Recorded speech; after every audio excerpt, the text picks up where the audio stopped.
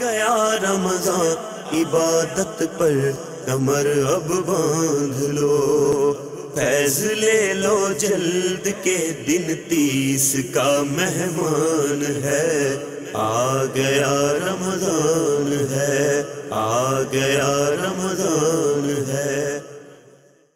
صلو علی الحبیب صلی اللہ تعالی علی محمد صلی اللہ علیہ وسلم۔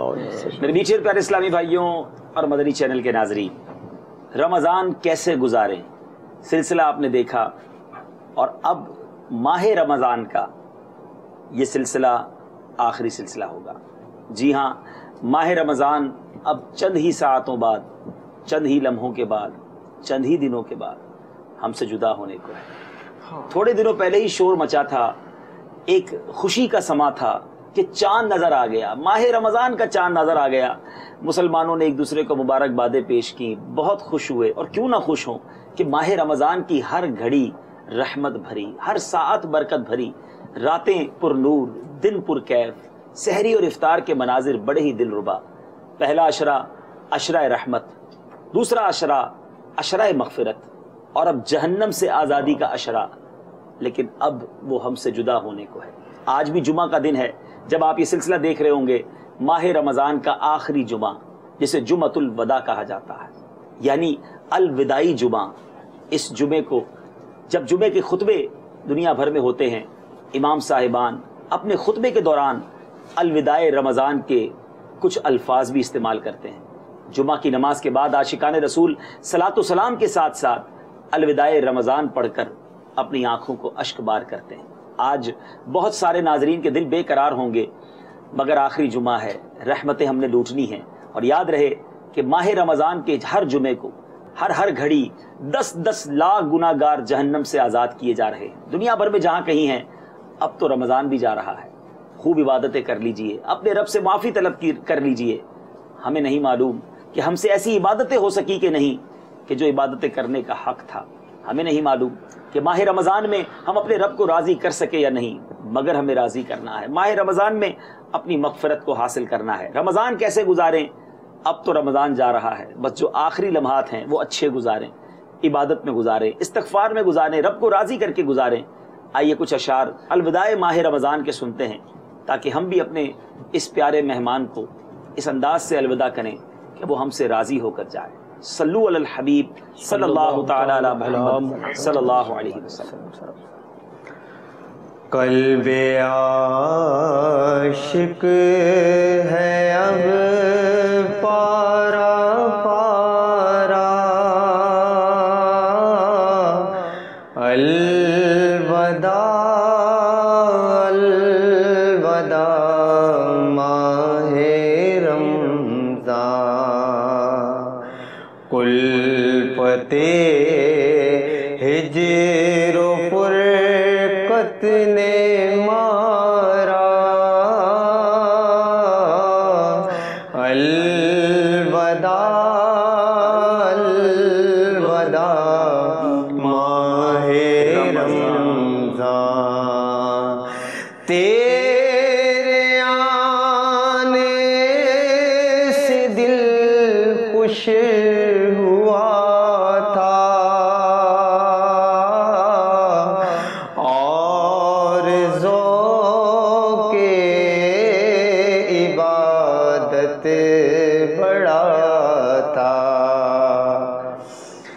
اب دل پہ ہے غم کا غلبہ، الوداع الوداع ماہ رمضان، الوداع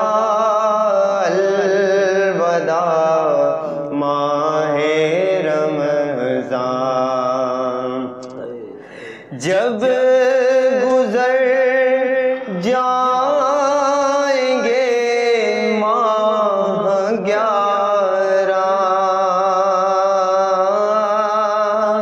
جب گزر جائیں گے ماہ 11،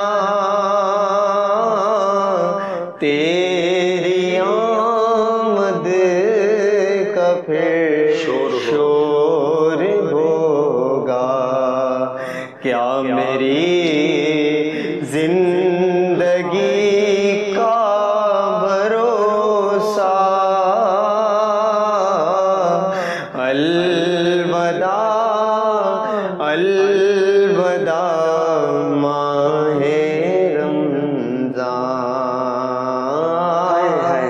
الوداع الوداع ماہ رمضان، ہم سے خوش ہو کے ہونا روانہ، الوداع الوداع ماہ رمضان، روز محشر ہمیں بخشوانا، الوداع الوداع ماہ رمضان، کچھ نہ حسن عمل کر سکا ہوں، چند آنسو نظر کر رہا، بس یہی ہے میرا کل اثاثہ، الوداع الوداع ماہ رمضان۔ ہم نے سلسلہ جب شروع کیا تھا، مجھے یاد ہے کہ ہم نے یہ سلسلہ ماہ رمضان سے پہلے اس کی پہلی 2 قسطیں ہم نے یو کے میں شوٹ کی تھی، جب یو کے میں ریکارڈ کی تھی، بڑی خوشی تھی کہ ماہ رمضان کی آمد کے لیے سلسلہ کر رہے ہیں، مگر اب یہ سلسلہ جب آپ دیکھ رہے ہوں گے تو ماہ رمضان ہم سے جدا ہونے کو ہے۔ ذرا سوچئے کتنی جلدی یہ دن گزر گئے اور ہم کیا کر سکے۔ اے میرے میٹھے اسلامی بھائیوں، بہرحال یقیناً ہمارے بس میں نہیں کہ ہم اس ماہ رمضان کو روک سکیں، اب اس نے جانا ہی ہے، بس ہم اے کاش ہمارا رب ہم سے راضی ہو جائے، کیونکہ نبی پاک علیہ الصلوۃ والسلام کی وہ حدیث پاک مجھے یاد آ رہی ہے، اس کی ناک خاک آلود ہو جائے جو ماہ رمضان کو پائے اور اپنی مغفرت نہ کروا سکے۔ یعنی اٹ مینز ہمیں کسی بھی صورت اپنے رب کو راضی کرنا ہے، ورنہ ہلاکت و بربادی کہیں مقدر نہ بن جائے۔ اب ہمیں معلوم تو نہیں کہ ہم ایسے روزے رکھ سکے کہ نہیں، ایسی تراویح پڑھ سکے کہ نہیں، ہمارا حال ہم سب جانتے ہیں۔ تو اب ہمیں ماہ رمضان کے اس آخری ایام کو استغفار میں روتے ہوئے، گر گڑاتے ہوئے، رب کی بارگاہ میں التجائیں کرتے ہوئے گزارنا ہے، تاکہ نیکوں کے صدقے ہماری بھی کوئی بخشش کا سامان بن جائے۔ میرے میٹھے پیارے اسلامی بھائیوں، ماہ رمضان جب ہم سے جدا ہوتا ہے اور عید کی جو رات ہوتی ہے، جیسے چاند رات ہم کہتے ہیں، اور اس رات کو ہم بڑا آرڈنری لے لیتے ہیں، بعض اوقات بڑا معمولی لے لیتے ہیں، بلکہ اس رات کو تو بہت سارے گناہ بھی کیے جاتے ہیں۔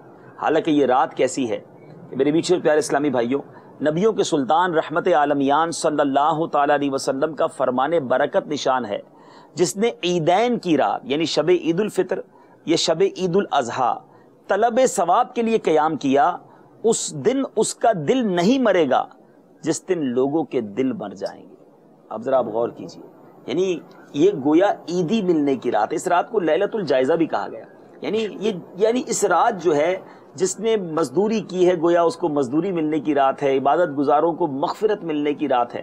اور کتنی خوبصورت بات ہے کہ اس رات عبادت کرے تو دل اس دن زندہ رہے گا جس دن لوگوں کے دل مر جائیں گے۔ مگر آپ ذرا سوچیں کہ لیلۃ الجائزہ، عید کی رات کیا نہیں ہوتا ہمارے معاشرے میں۔ دیکھیں، لگتا یوں ہے اللہ تبارک و تعالیٰ کی جو رحمت ہے وہ گناہ گاروں کو ڈھونڈ رہی ہے، کبھی عشرہ رحمت کی صورت میں، کبھی عشرہ مغفرت کی صورت میں، کبھی عشرہ جہنم سے آزادی کی صورت میں، کبھی لیلۃ الجائزہ کی صورت میں، لیلۃ القدر بھی گزری، لیلۃ القدر کی صورت میں، طاق راتوں کی صورت میں، اعتکاف کی صورت میں۔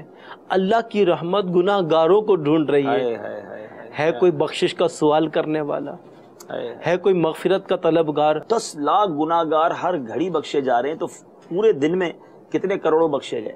اور اب لیلۃ الجائزہ، اب اس رات تو خاص عبادت کی رات ہے، مگر افسوس یہ کہ اس رات ہوتا کیا ہے، غافل انسان بازاروں میں گھوم رہے ہوتے ہیں، شاپنگ کا بلکہ ایک ایسا فیل بنتی ہے کہ ماہ رمضان میں جن کی تھوڑی تھوڑی شیو بھی بڑھ جاتی ہے نا، تو چاند رات ہوتے ہی وہ شیو بھی کروا دیں گے، یعنی اب داڑھی مونڈ کے گندی نالی میں بہا دی، یعنی دوسرے لفظوں میں شیطان آزاد ہوا اس رات کو۔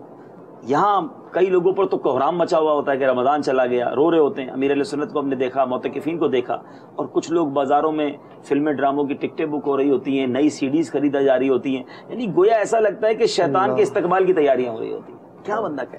اصل ایک بات میں نے محسوس کی ہے، نفس جو ہے نا وہ گناہ کا عادی ہے، استغفر اللہ۔ اور جیسے پہلے بھی عرض کیا تھا کہ طبیعت جو ہے نا وہ گناہ پر مائل ہے، اور نیکی کے لیے طبیعت کو مائل کرنا پڑتا ہے، اور طبیعت جو ہے نا تربیت سے بنتی ہے.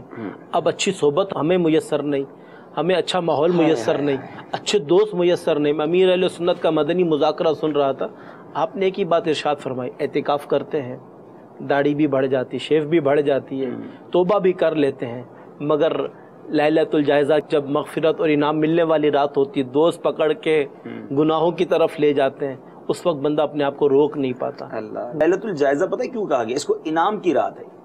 اچھا انعام کی رات، یہ گویا نیک لوگوں کو عیدی ملنے کی رات ہے. اور کتنی عجیب بات ہے کہ جس دن مثال کے طور پہ آپ نے پورا مہینہ کام کیا، جس دن آپ کی سیلری ملنی ہے اسی دن آپ اپنے باس کو ناراض کر لیں، اسی دن آپ اس سے لڑائی کر لیں. یعنی اللہ تبارک و تعالیٰ کی بارگاہ سے کرم ہونا ہے، انعام ملنا ہے، اور اسی رات اللہ کو ناراض کرنے والے کام. اچھا کچھ لوگ یہ کہتے ہوں گے کہ ہم شاپنگ کرنے جاتے ہیں، ہم غلط کام تو نہیں کرتے، لیکن اب عید کی تیاری بھی تو کرنی ہے، تو ساری فیملی کو لے کر رات کو چلے جاتے ہیں شاپنگ سینٹر.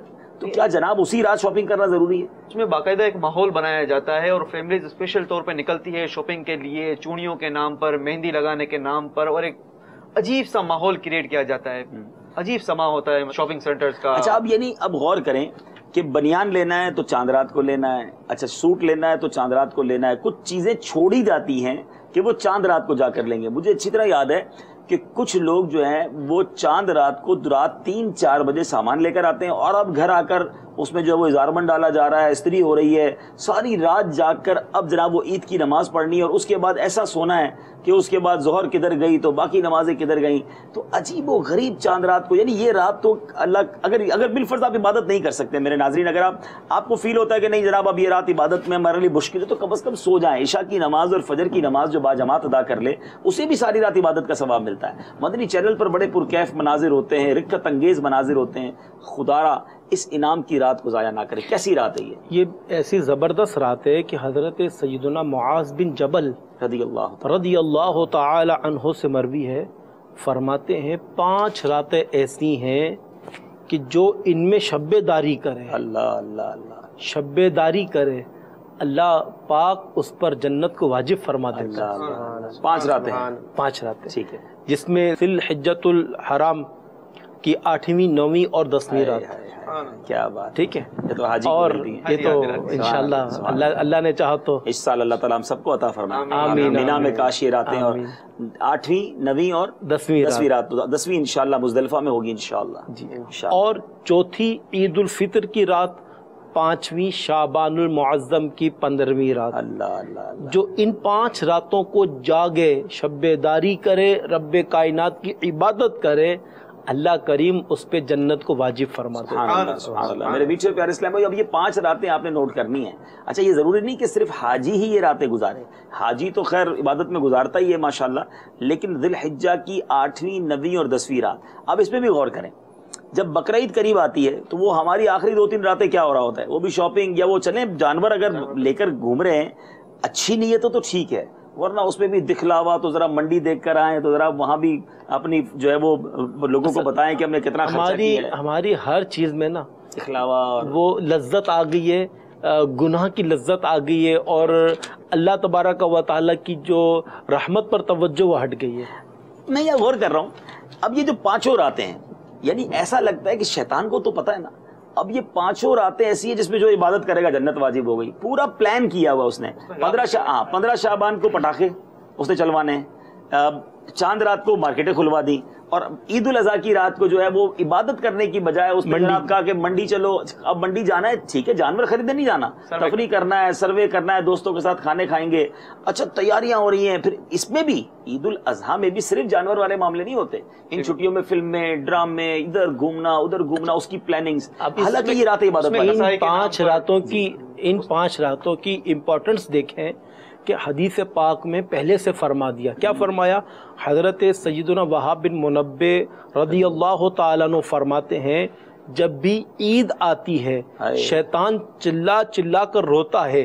اس کی بدحواسی دیکھ کر تمام شیاطین اس کے گرد جمع ہو کر پوچھتے ہیں اے آقا آپ کیوں غضبناک ہیں اور کیوں اداس ہیں؟ وہ کہتا ہائے افسوس، اللہ عز و جل نے آج کے دن امت محمد صلی اللہ علیہ وآلہ وسلم کو بخش دیا ہے، لہذا تم انہیں لذات اور نفسانی خواہشات میں مشغول کر دو۔ وہی ایسا والی بات آتی ہے کہ اس نے اتنا غافل کر دیا ہے کہ ہم ان برکت والی راتوں کو جو ہے وہ غفلت میں گزارنے کی طرف مائل ہو جاتے ہیں۔ اب یہ ہمیں یعنی دوسرے لفظوں میں ہمارا مقابلہ ہے کہ شیطان چاہتا ہے کہ ہم ان راتوں میں مغفرت کے لمحات میں غافل ہو جائیں، اب ہم شیطان کی باتوں میں آ جائیں، یا جو احادیث میں نبی پاک علیہ الصلوۃ والسلام نے فرمایا اس پر عمل کریں۔ میرے مدنی چینل کے ناظرین، امید ہے اس میسج کو آپ لیں گے۔ آخری دن ہے رمضان کے، عبادت میں گزاریے، بلکہ ممکن ہونا تو اب آخری جتنے لمحات ہیں وہ مسجد میں گزاریے۔ 3 دن کا کچھ لوگ اعتکاف کرتے ہیں، 4 دن کا اعتکاف دیکھا کرتے ہوگا فیضان مدینہ میں اعتکاف ہوتا ہے، جی، جب پتہ چلتا ہے چاند نظر آ ہائے گیا، ہائے کوہرام بن جاتا ہے۔ معتکفین جو ہے نا امیر اہل سنت کی کیفیت پھوٹ پھوٹ کے رو رہے ہوتے ہیں، اور امیر اہل سنت کا تو عالم اب یہ دیکھا ہے کہ 25واں روزہ ہوتا ہے تو آپ کی کیفیت میں ایسی تبدیلی آتی ہے، آپ گفتگو نہیں کرتے، کھانا مطلب سحری مدنی افطاری۔ چینل کے ناظرین، چاند رات کو تو جو ہوتا ہے، جب الوداع پڑھی گئی یا ماہ رمضان کے جانے کا تذکرہ ہوا، امیر اہل سنت کی کیا کیفیت رہی، اس کے چند مناظر دیکھیے۔ جب گزر جائیں گے ماہ 11 تیری آمد کا پھر شور ہوگا، کیا میری زندگی کا بھروسہ،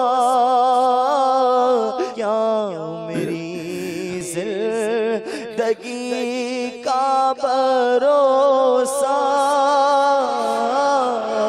الوداع الوداع ماہ رمضان، جاؤ حافظ خدا اب تمہارا، جاؤ حافظ خدا اب تمہارا، الوداع الوداع ماہ رمضان، الوداع الوداع ماہ رمضان، الوداع الوداع ماہ رمضان، بزم افطار سجتی تھی کیسی، خوب سحاری کی رونق بھی ہوتی، سب سما ہو گیا سونا سونا، سب سما ہو گیا سونا سونا، سب سما ہو گیا سونا سونا، الوداع الوداع ماہ رمضان، تیرا غم ہم کو تڑپا رہا ہے،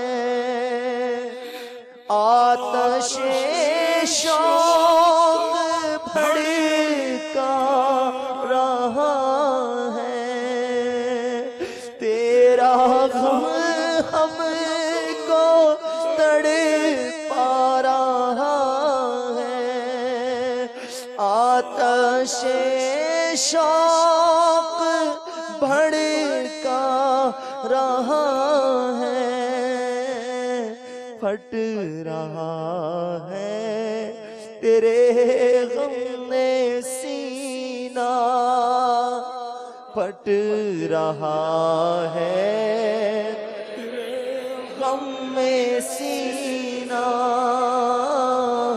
الوداع الوداع ماہ رمضان، الوداع الوداع الوداع ماہ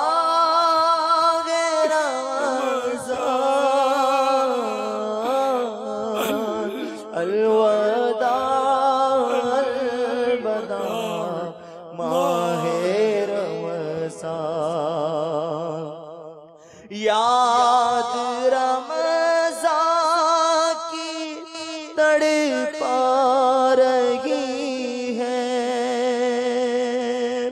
آنسوؤں کی جھڑی لگ گئی ہے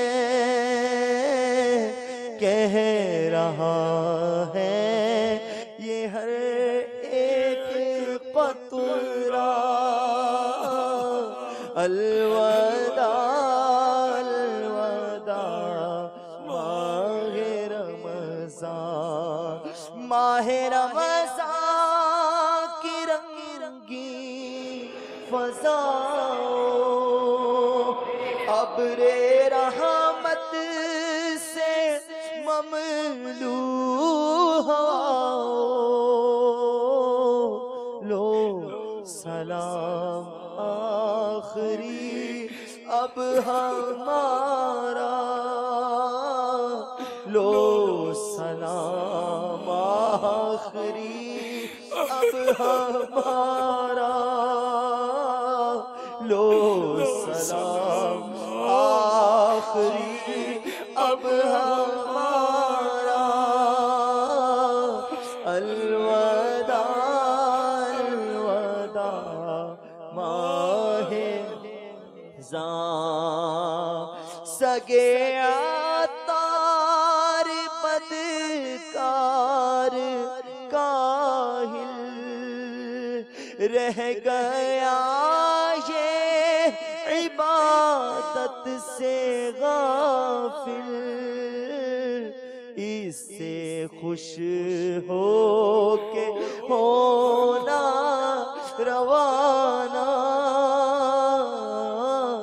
اس سے خوش ہو کے ہونا روانہ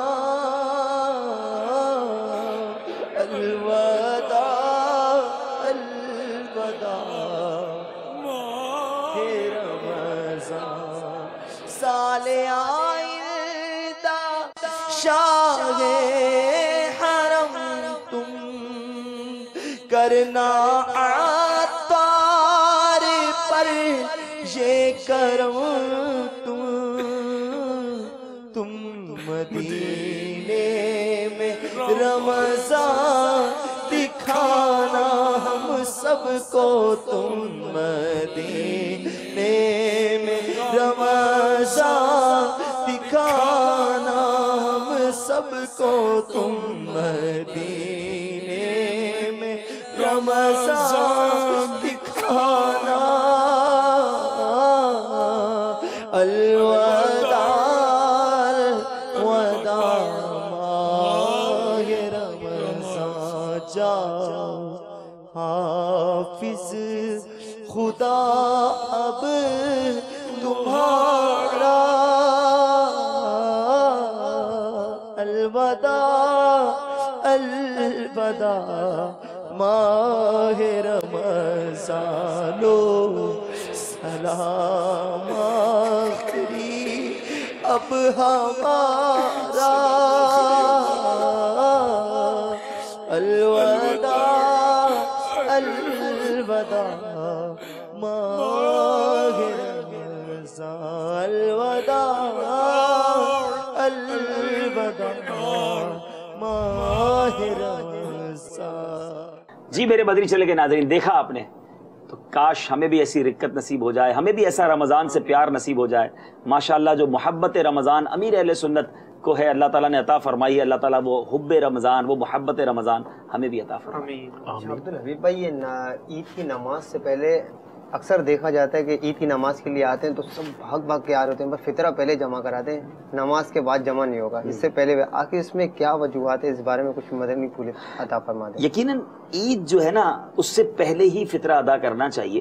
سرکار مدینہ صلی اللہ تعالیٰ علیہ وسلم نے ایک شخص کو حکم دیا، یہ ترمذی شریف کی حدیث ہے کہ جا کر مکہ معظمہ کی گلی کوچوں میں اعلان کر دو کہ صدقہ فطر واجب ہے.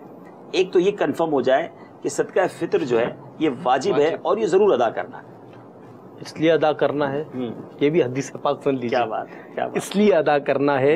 حضرت سیدنا انس رضی اللہ تعالی عنہ سے روایت ہے, فرماتے ہیں نبی پاک صلی اللہ تعالی علیہ وآلہ وسلم نے ارشاد فرمایا, جب تک صدقہ فطر ادا نہیں کیا جاتا بندے کا روزہ زمین و آسمان کے درمیان معلق رہتا ہے, یعنی لٹکا ہوا رہتا ہے. اب یعنی روزے بھی عبادات بھی یقیناً ہم چاہتے ہیں کہ مقبول ہو جائیں تو فطرہ ادا کریں. شاہد صاحب یہ فطرہ ہر کسی کو ادا کرنا ضروری ہے یا اس کی بھی کوئی صاحب استطاعت وغیرہ کا کوئی؟ جی بالکل, میں عرض کرتا ہوں. پہلے تو اس کی حکمت عرض کرتا ہوں. ہو سکتا ہے کسی کے ذہن میں کوشچن آئے کہ یہ فطرہ رکھا کیوں گیا. کتنا خوبصورت ہے ہمارا مذہب. حضرت سیدنا ابن عباس رضی اللہ تعالیٰ عنہما فرماتے ہیں کہ مدنی سرکار غریبوں کے غمخوار صلی اللہ تعالی علیہ وسلم نے صدقہ فطر مقرر فرمایا تاکہ فضول اور بیہودہ کلام سے روزوں کی طہارت یعنی صفائی ہو جائے, نیز مساکین کی خوراک بھی ہو جائے. اب ظاہر صدقہ فطر غریبوں کو دیا جائے گا تو اس میں جو لوگ عید والے دن ان کی بھی خوراک کا اہتمام ہو جائے.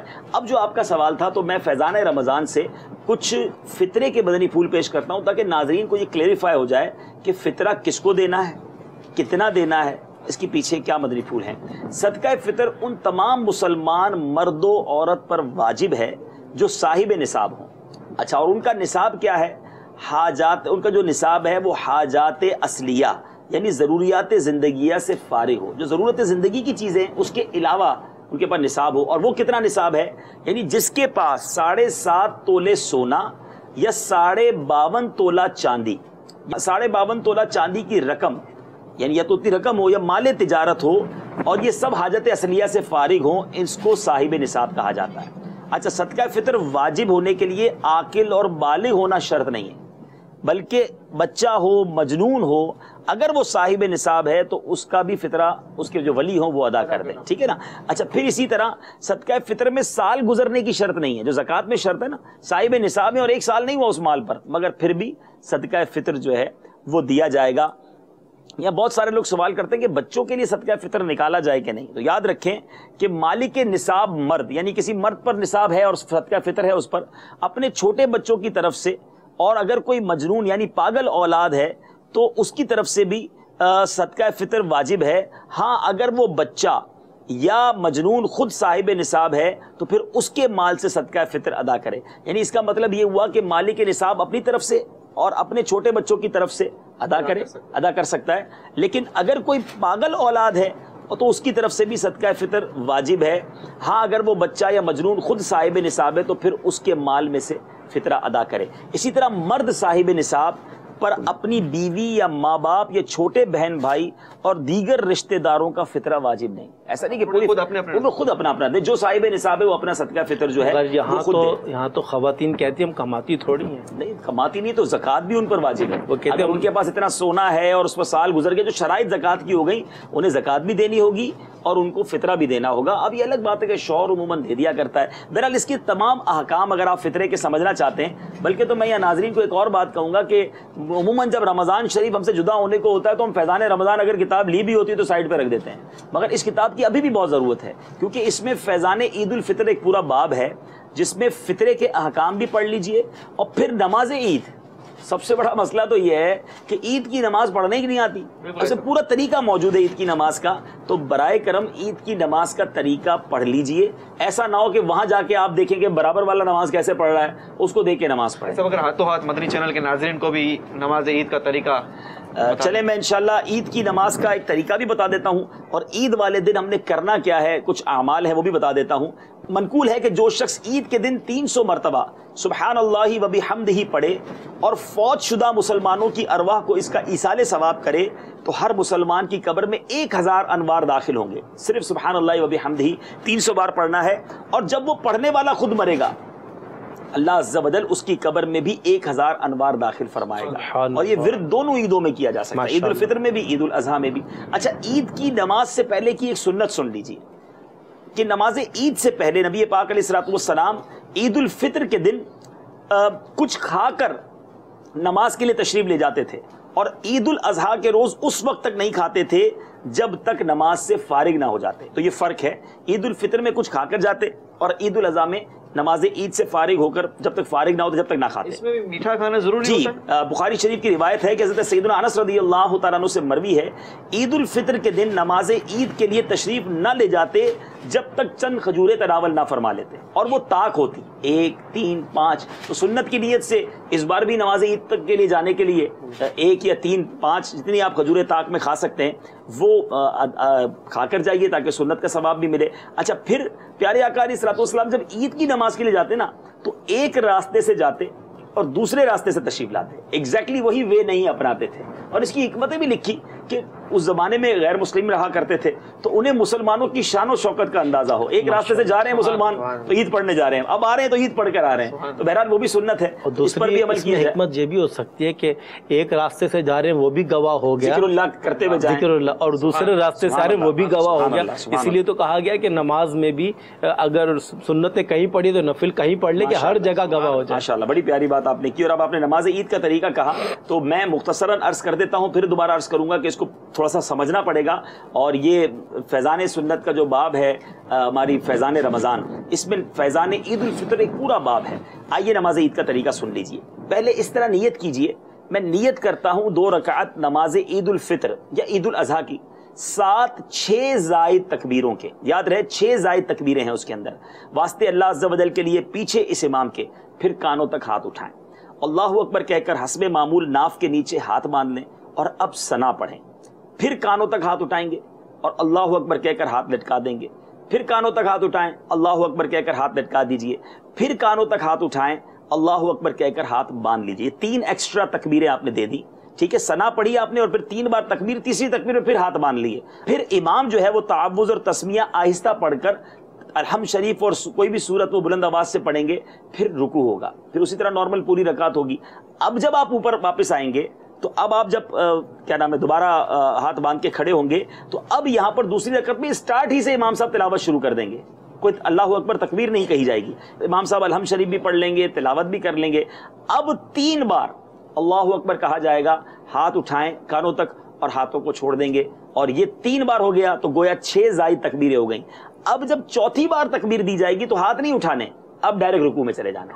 تو پہلی رکعت میں یاد رہے اللہ اکبر کہہ کر ثنا پڑھنی ہے, 3 بار پھر ہاتھ اٹھوائے جائیں گے, 2 بار ہاتھ اٹھا کر چھوڑ دیں گے, تیسری بار ہاتھ اٹھا کر ہم پھر ہاتھ باندھ لیں گے اور تلاوت وغیرہ ہوگی اور رکوع میں چلے جائیں گے. اور دوسری رکعت میں فرام دا اسٹارٹ یعنی اسٹارٹ ہی سے سورہ فاتحہ اور جو تلاوت ہے وہ ہو جائے گی, پھر 3 تکبیریں زائد کہی جائیں گی اور چوتھی باری میں ہم رکوع میں چلے جائیں گے. اگر یہ تھوڑا سا توجہ دے کر یاد کر لیں, آسان طریقہ یہ ہے کہ پہلی رکعت میں جو ہے وہ قرات سے پہلے اپنے تکبیر ادا کرنی ہے اور دوسری رکعت میں قرات کے بعد. بس تھوڑا اس میں ایک اور اضافہ بھی کرنا ہے کہ پہلی رکعت میں جب سٹارٹ لیں گے نماز کا تکبیر تحریمہ کے بعد تو پہلے ایک بار ہاتھ بندھیں گے اور ثنا پڑھنی ہے, پھر 3 زائد تکبیروں کے بعد تلاوت ہوگی اور دوسری میں پہلے تلاوت ہو کر 3 زائد تکبیریں ہوں گی. تو انشاءاللہ یہ آسانی رہے گی, ورنہ بار بار برابر والے کو دیکھتے ہیں کہ ہاتھ باندھیں یا چھوڑیں تو برابر والا غلطی کرے تو بھائی صاحب اس میں ایک اور کنفیوژن رہتا ہے کہ اگر کسی کی جماعت نکل گئی عید کی تو پھر وہ کیا کرے, کس طریقے سے نماز ادا کرے؟ یہ بڑا اہم سوال ہے. اس میں 2 چیزیں ہیں, یعنی اگر کسی کی ادھوری جماعت ملی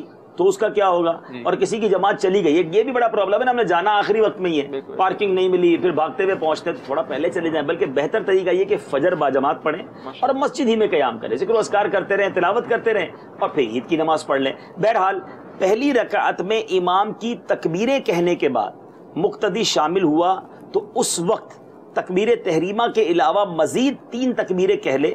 اگرچہ امام نے قرات شروع کر دی, خود ہی 3 بار تکبیریں کہہ لے اور 3 ہی کہے, اور اگرچہ امام نے 3 سے زیادہ کہی ہوں, اور اگر اس نے تکبیریں نہ کہیں کہ امام رکوع میں چلا گیا تو کھڑے کھڑے نہ کہے بلکہ امام کے ساتھ رکوع میں جائے اور رکوع میں جا کر 3 تکبیریں کہہ لے.